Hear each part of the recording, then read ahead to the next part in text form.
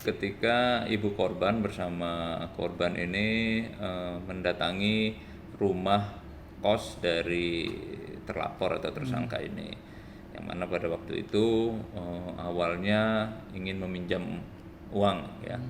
Kemudian setelah sampai di sana ngobrol-ngobrol, nah kemudian anaknya minta minum ya, minta minum kepada ibunya.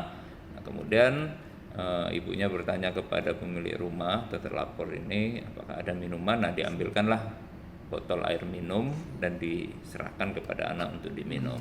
Yang ternyata botol air minum itu adalah botol bekas yang bersangkutan atau tersangka ini menggunakan alat untuk digunakan menghisap sabu.